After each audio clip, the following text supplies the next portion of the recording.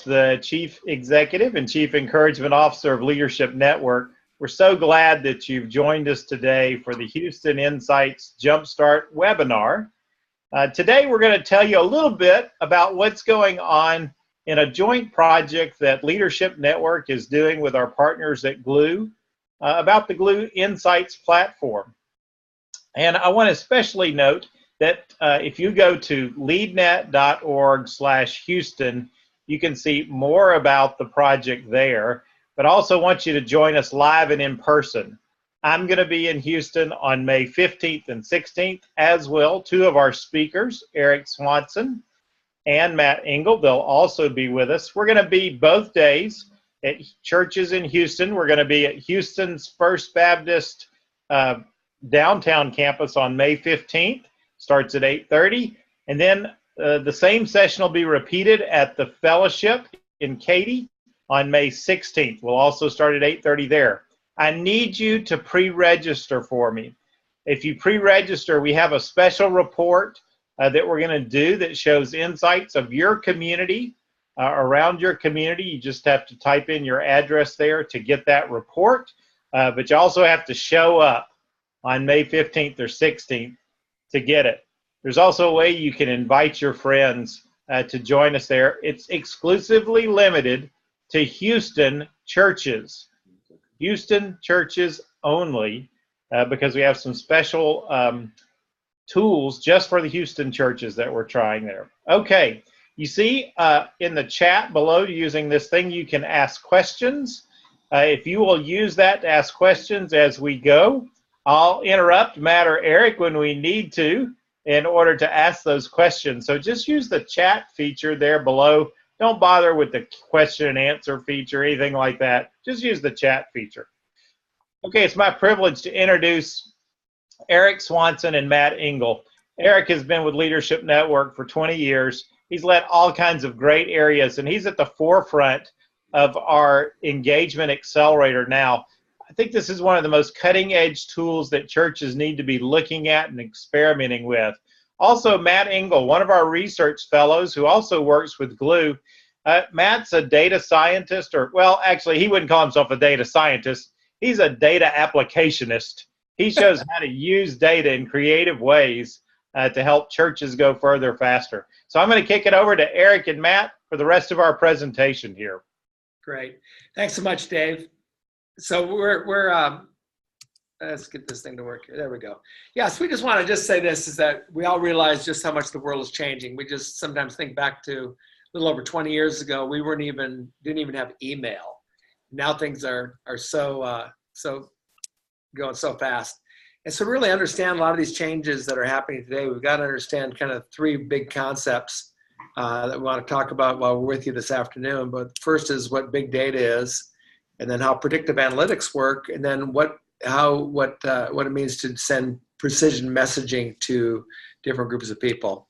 When we think about big data, it's stuff. It's not like you don't have large sets of data. If you have a large church, not like you don't have gosh, you got 3,000 records of all your people. That's big data, but big data is really something different. It's data sets that are so large that they can only be analyzed through machine learning. And that really tell kind of different, it shows the different interactions that people are having. So where does all that come from? Data comes from a number of sources. We think the most valuable data that you have is actually right there in your own backyard. It's your first party data that you get from your own churches. So it's your members' data, it's their prayer requests, it's their serving, their being in a small group. But all that you can know about them, and the reason you've collected that information in the first place is to figure out how to serve them better. And so you have people check their gender, because you don't want to be sending men invitations to the women's retreat. Then by age group, because you don't want to be sending senior citizens an invitation to the youth group. And so you start segmenting, and then what happens is with third-party data, it actually allows you to know more about your people, that you can actually serve them better in ways that you couldn't just with the first-party data that you're collecting by yourself. So one of the things we like is that big data can show us things we've never been able to see before. One thing it can show us is even the ethnic breakdown of your city. So like something like this comes from a site called Racial dot map. Yeah, racial dot map. But this is actually New York City. And so you have all the different, or maybe 4 or 5 different major races by ethnicity. So you have blue is the Anglos, and green are African American, and I think orange is Hispanic, et cetera, and red is Asian. And so you can kind of see where people are gathered in your city by, and we've never been able to see that before apart from this visualization. Here's all the shots that Kobe Bryant took and missed up to his career a couple years ago. This is interesting when you look at how people are searching for different things. Like we think of healthy relationships is the red line, or marriage, they're searching for marriage, the blue line, dating, the yellow line, and then even how really weddings, people search for weddings more than all those things. And that can show us something very interesting. So we start comparing these data points, we say, what does this actually mean? That gets a little into analytics. The next slide is actually most interesting though, because when you throw the word porn in there, is that people are searching more for porn than all those things by a factor of many times. And just so what happens, the way data works is that when you start or seeing different data points, then you're able to start drawing some conclusions and some hypotheses of things you might want to experiment on to move your needle forward and things that your church cares about. We like this one too. You know, when you think about it, in dating, if you were to think back, for those of you that are married, been married for several years, when you were, depending on what your level of commitment to the faith was at the time, but usually we had sort of a spiritual criteria. You know, did you have a quiet time today? You know, or did you go to church? What do you think of being a missionary? And actually, those are not the most determinative questions to determine the future of a couple. OkCupid is asked. They've looked at all the questions that you can ask on a date and how a couple agrees on these 4 questions, or these 3 questions, are the most determinative thing of their long-term relationship. And they actually have nothing to do with the relationship. And so the questions are: 1, do you like horror movies? 2, have you ever bummed around another country by yourself? And 3, what do you think of chucking it all and living on a sailboat? and how a couple agrees on those 3 questions really determines, of all the questions they can have, hundreds of thousands of questions that they could ask, those at this point in time seem to be the most determinative of a long-term relationship. And so that's kind of how big data works. I think one of the things too about big data, there's a difference between kind of demographics and research and assessments. They might show you the what of a person. So you can, all the demographics can show you age and gender and ethnicity, education, are you a homeowner or not, and all that kind of stuff. But big data really shows us what's under the surface, all the stuff we can't see. The motivations of people, the barriers that they have to make a different decision, their advertising, what kind of ads they resonate with, what are their shopping patterns, their values, their personality, attitudinal segmentation, interest, consumer data, lifestyles, all that kind of stuff. That's what big data can show us that actual demographics alone can't do. And that's what we've been excited to be running these experiments the last couple of years with really dozens of churches around the U.S. So once you understand kind of where big data comes from, then the next thing is predictive analytics. And predictive analytics works around the kind of model that people that have done a certain behavior in the past, are in a certain position today, or are doing a certain behavior today, have done these things in the past. Therefore, people that are doing these things that these other people did in the past, if they're doing those today, then you can kind of predict that they might do these things tomorrow. A best example of that comes from Target, and you might even be familiar with this illustration, but Target has a baby registry, and so many women, hundreds and hundreds of thousands of women, sign up for their baby registry, and then they can just kind of track what happens, what kind of products they buy in each of the trimesters, and they can, and because they put in their pregnancy date, all that information that they have. Then using predictive analytics, there's a number of other women who don't register for the Target baby registry, and yet they buy the same products as the ones that have, and so they can predict with an 87% accuracy just simply by the buying patterns of those women, not only that they're pregnant, but they can also predict 2 weeks within their pregnancy, and that's pretty amazing. That's kind of the big idea between how predictive analytics works. The messaging, the precision messaging, is all about sending the right message to the right person at the right time through the right channel. And what we mean by that is that sometimes we have a marketing strategy with billboards or postcards and different things like that. But it's basically, let's market to everybody and then just pray for good luck. Instead, what if instead we could find like the people within a 2 mile or 5 mile or 10 mile radius to your church who are most receptive to a faith message, or who had the biggest propensity to be divorced, or who might have a problem with, or who might have the biggest propensity to volunteer. And you couple that with kind of an age segmentation, you might find that there's a great pool that's available to help you there. I think too, we find out that just how messaging makes a difference. And we like to play a lot with A/B testing. Here's an ad from a 2010 congressional election, and they just changed one thing about this ad. And one, it was an advertisement to go vote, and then the second advertisement showed go and vote, but also here's a list of your friends who've already voted. And because of that moved the needle, and 60,000 more people voted because they saw that second ad compared to that first ad. And that's just kind of a power, just how the messaging can just change and influence behavior. We look at sometimes too with the way that people are wired. Some people might want a message of what brings them to church. Is one might be a place where you can belong, another place where you can really belong to a community that's making a difference in your community. And again, just like the same way that Jesus didn't call all people the same way, he had a different message for a different person at a different time. One of the churches we work with, Crossroads Cincinnati, they have a big what they call man camp, and the most they'd ever had of that is 1,000. And this time they wanted to market to people that had no association with Crossroads at all. And so they created a little campaign that to one group they sent out that advertisement on the left, and then compared to the one on the right. They actually thought the one on the left would do better, but the advertisement on the right, the little marketing message on the right with those about 5 or 6 words there, outperformed the message on the left 4 times to 1. And so what happens in this new world, it's not just, again, having one message fits all, but we can play around in small batch testing of which messages are most effective, because it's the right message to the right person at the right time through the right channel. And again, it's looking at who that person is, and they might get a different message than another person that's just like them, but they have different emotional drivers and different behavioral patterns. I want to just kind of turn it over to Matt. That's enough blabbing from me. But the great thing about Matt is so many great things about Matt, but what makes him really qualified for this job was it takes him back to his job that he had at Arizona State about 10 years ago.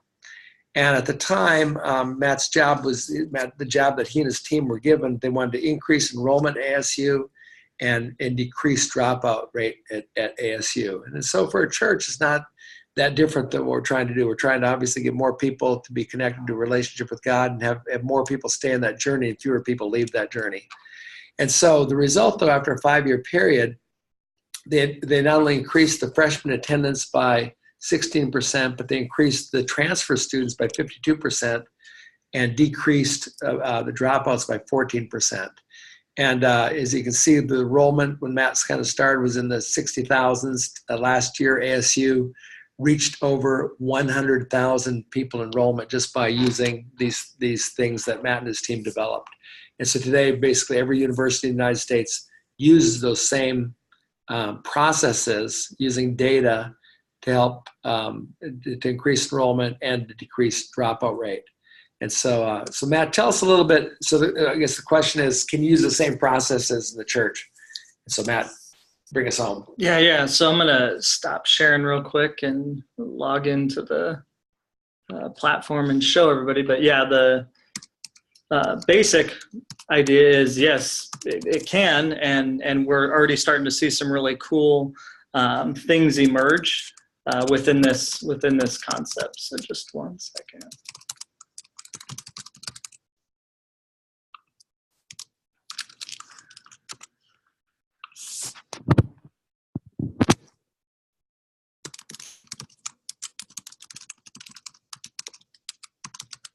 We're still with you. Matt's logging in. Dang it. Do you have your login? while Matt's logging in, I'll take this opportunity to share with you again that we are going to be in Houston on May 15th and 16th. We're going to be able to do a live demonstration there with you on how you can use these tools. We're going to share with you the case studies of many other churches that are already using these tools over the past several years to, as Eric explained there, to increase enrollment and decrease dropout rate, but also to find new and creative ways to use this for ministry, to find people who are hurting so that we can reach out with a message of hope. We're going to be at Houston's First Baptist Church on May the 15th. That will start at 8:30 a.m. We'll also be at the Fellowship on May 16th. That also starts at 8:30 a.m. They're the same presentations and interactive sessions, so don't feel like you need to come to both, but we would love for you to be at least one of those. If you go to leadnet.org/Houston, you'll find the way there that you can connect, the way that you can sign up and register. If you do sign up and register, we do have for you a special report that Matt's going to show you, actually, maybe even some of the demonstration of it right now. So, Matt, I'm going to kick it back to you. Yeah, thanks, Dave. Sorry about that little technical gap there. Basically what Eric was talking about as far as the ability for us to help visually represent some of this idea of big data in the context of helping people bump into Jesus, we've got a platform that I wanted to just kind of show you through really quickly as far as just how powerful this tool can actually be within the context of helping you, as Eric and I kind of talk about, sort of answering the question around Nehemiah. Nehemiah has two basic questions that he wrestled to the ground with. Tell me about the people, and this here is actually just going to make this to be a 4-mile radius around around Houston First Baptist down in Texas. And this right here is just the concept of, okay, here's some information that we've never been able to see before within the context of serving this church in this particular area. So tell me about the people from this lens. And so as Eric mentioned, we can begin to look at some unique things around demographics and other attributes. Where this gets pretty interesting, where we've seen some really cool successes on the city side, is when we get into certain attributes like maybe I have a propensity for divorce.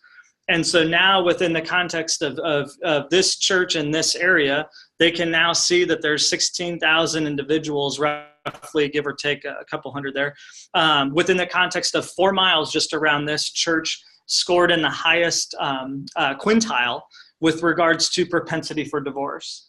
And so a lot of what we've been talking about and why we want everybody to show up to the Houston events that are coming up here in May is largely around, can we equip churches with this type of capability and really help them both find new people that might want to run into Jesus, but also then what does it mean from the context of understanding their own people in their own church. And so we really like to look at this as an opportunity to answer both questions instead of, like, I know from our church, sometimes ministry is a really good moist thumb in the air approach, but this has given us a different level of tool and skill set to actually be able to see, are we reaching the right person with the right message at the right time? To your point now, even on the right device in that context. So some unique capabilities that we are starting to emerge here, and we're super excited about being with everybody.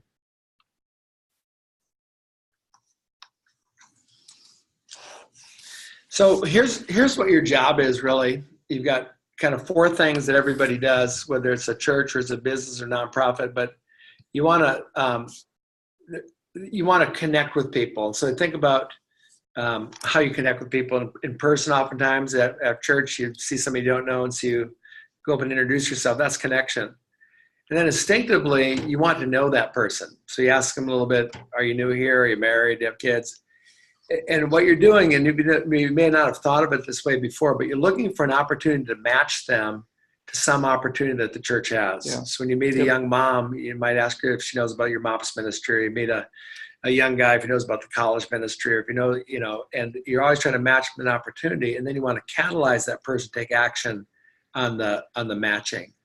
And that's kind of the big thing where data helps you, gives you more more points of information, so that you can help match them to the opportunity that's most likely to help them take that next step. And as Matt said, kind of in discovering Jesus. So the big thing that Matt and I are involved in is how we can really maximize data to help churches do the thing that God has called them to do. And we found that every church that's worth their salt is really about 5 things. They're trying to attract people, make people aware that the church exists, get people in the door for the first time, either to the church or to an event that the church sponsors. Keep people. You can get them there the first time, but they don't like what they see, they're leaving. And how do you grow people according to your growth model? Is it being in a small group, serving, giving, inviting, things like that? And then how do you multiply people? And what happens, we see that each of those 5 things are like the staves of a barrel, in the sense that the one that you do the least best, or the poorest, is going to set the level of where your church is. Yep. And so churches have to use, to be really good at all those things, how can we use data in those things? Now, last thing of people being the multipliers, those are the people that they give, they serve. Part of their life mission is the mission of what your church is trying to accomplish. They're the advocates, they're the people that disciple, they're the ones that invite. We might call those the engaged people. You know, they're 10 times more likely to invite a guest. They give 3 times more than other people do. They serve, 3 times more than other people do. But those are the lifeblood of your church, because they really fuel everything else you do. And so, again, as Dave mentioned, we've got a couple of these. We're calling them Insights Jumpstarts. And you see the information right there on Tuesday, May 15th, and Wednesday, May 16th. The one's at the fellowship up in Katy. And then the first one is at First Baptist Houston. And you'll have a chance to figure out how to register these by the end of the webinar. One of the things, too, when we think of those 5 things churches need to do, it gets even a little more complex. But how do you track, keep growing, multiply? Children's ministry, youth ministry, millennials, young families, whatever that left column is for you guys, seniors, online, some other type of demographic. But there's someone that you're already using information to help you make decisions. And what big data does, it simply gives you more information, so you can make actually better decisions. And what happens is we approach this really as a scientist would, in the sense that we wish that there was sort of a lucky charm that you could just apply to your ministry and something good would happen. But we really approach this whole thing as a scientist, in the sense that we go through that having a good piece of data or information is just the first step. And then what happens for every subsequent piece of data, when you start putting those together, it allows you to have analytics. In other words, you can now start doing some comparisons. And you keep on adding data points until you get some insight. And insight is that, I wonder if. And that leads you to some type of idea, which is really your hypothesis of, if we think we tried this might actually work. Then you take action on it, then you get results, which gives another data point. And then you got to go through that process again. And so we call this the insight engine. We also use a process of build, measure, and learn. It comes from the lean startup movement, but we're not wed to, that we don't think of things as success or failure. We think of everything that we do as validated learning. Yep.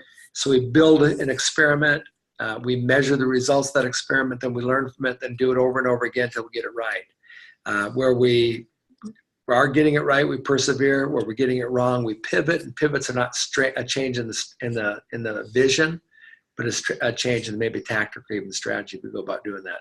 So this is what we're helping churches do, is just go through that insight engine as many times as possible until they feel they're finally getting the results they want. So it's not a binary thing that it succeed or fail. No, because even when it fails, it gives you another piece of data and another thing to try, whether it be the messaging or the target audience or the medium through which the message comes, or the timing and all that kind of stuff, that we can experiment with all those things.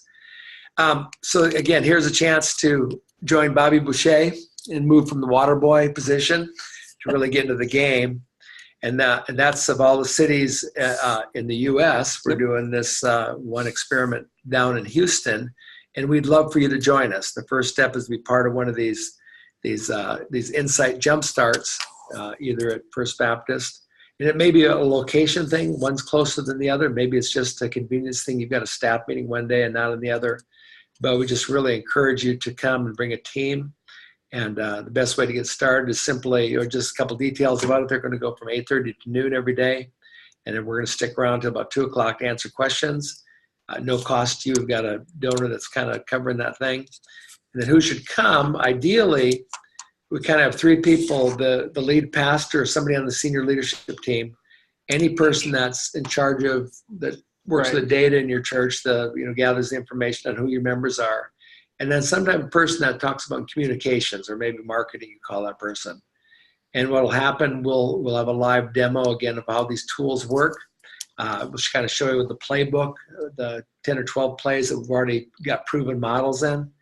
And then if you come, you'll get also a sample report of kind of the information about people that are in your community within a 2-mile radius on things that that your church cares about. And then we'll also, again, talk about how your church can get involved in this whole journey of big data, predictive analytics, and precision messaging. So to register, you can either go to that website down below, or the simplest thing to do is just contact Dave Travis, and his email is below, dave.travis@leadnet.org. You want to say anything more about that, Dave? Yeah, I'm happy to answer questions that way, but I also want you right now, if you have a question, just type it in the chat box. We're going to try and get a couple of questions in, if we can. Guys, I know that churches have been using this across the country. Can you just give us one example of how a church has used it through maybe one of our accelerators that we've already been playing with? Yeah, for sure. So one of the examples that I was just showing at the Houston in Texas, it's the exact same data filter that was represented there on that. So a church decided that within the context of their community, they saw a desire to do maybe like a date night event. And so they were looking to invite sort of the right people, maybe spiritually, not necessarily wanting to run into Jesus, but maybe loved the idea of marriage. And also then used a data filter on the platform with a high propensity for divorce. And so being able to invite the right person, that person is the identified persona that they were looking to invite. They had roughly 25% of the people that attended that date night event had never been to that church before, never stepped foot on that church's campus. And then we actually saw downstream about 100 individuals jump from that community into ongoing quote unquote programming that wasn't on Sunday, but it was actually during the week around marriage enrichment. And so that's just one small, real simple use case. We've seen some really cool things, Dave, as far as you know, on even some of the site selections, as far as beginning to understand who in a city would attend church that's not really near a church, and what would that look like. We have some cool things that Eric and I are actually working on right now around even some of the other filters with regards to even finances, and what does finances look like, and is there a play that we can develop in unison with some of these churches right now that we're working with around that idea to get people to, again, run into Jesus through the lens of which being able to apply this information on eventually gets them there, besides sort of invite them on Sunday and hope that they come. You know, one of the experiments I like, Matt, was that church in Phoenix, and they were doing, actually they did not make any announcements, nothing in the bulletin about a women's event that they had in the evening. They're bringing a special speaker, and they really wanted to get women from the community to be part of this. If you did not have an online presence, you would not even be aware that this event was going on. And they had 1,100 women show up, of which about 400 or 500 had no association with the church before. And again, it's the right message, the right person at the right time, through the right channel. But again, their big experiment was, it was really easy to see that it wasn't because they heard about it at church or they saw any posters or flyers. It was all done through a social media campaign, but targeting that right person that had a propensity. Yeah. And then, Dave, I know just one other experiment that I was really excited about, we were just talking about it this morning, was one of the churches that used the platform to actually see what the people who left the church looked like. So think of all of the churches and all of the people that have left church, that are expired out of the system, that no longer attend. What if we could acknowledge what realities were like them within the context of the church, and see if we can't acknowledge that this is, this cohort of people that left the church all had a, let's say, high propensity for divorce. Well, people that are currently at the church have that same score. Is there a way to reduce the people that are leaving by acknowledging that that was a commonality amongst people that had left?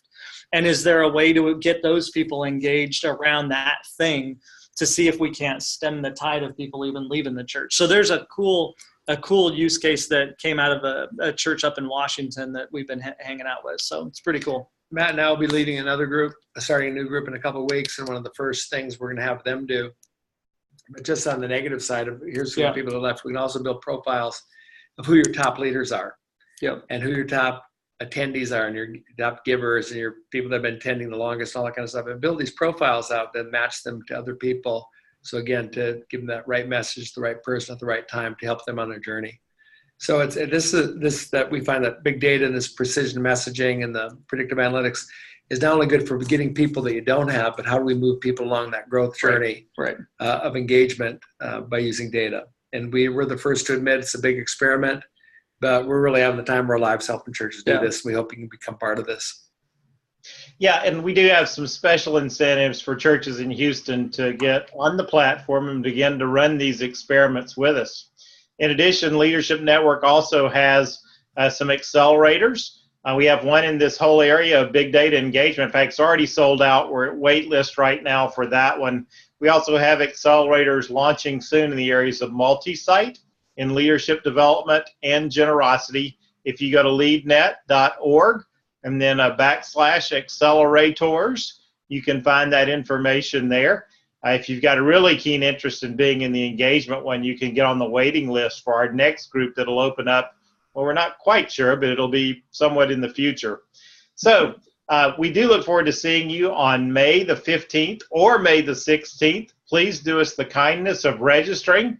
If you do that, we're going to have a special incentive report to show you, as Eric said there, the 2-mile radius around your church, what it looks like in a whole bunch of factors around that. It's going to be really neat.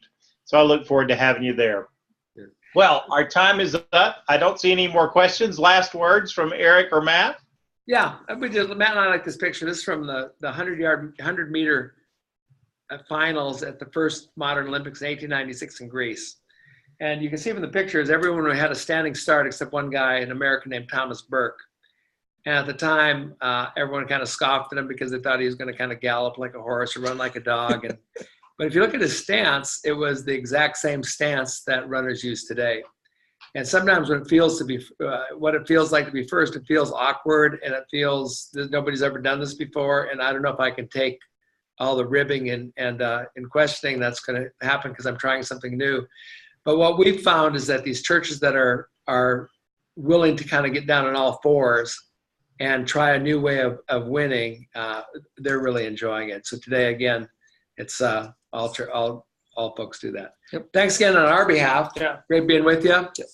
Great. And Eric, thanks for taking that picture for us. That's great. I appreciate it. Let me pray for us as we go today. God, thanks so much for all you have done today, and through Eric and through Matt and through them sharing their story. We're thankful for those who have joined us in Houston. We pray for them and their ministry. We pray that we can come next month and strengthen them and strengthen their ministry with some of the tools and some of the stories that we have from seeing churches use these tools. Father, we want all men and women to know you, and to know you fully, and to know you in abundance. We pray that we can use these tools to help do that. I pray all these things in the powerful name of Jesus. Amen. Yeah. Thanks again for joining us. Thanks.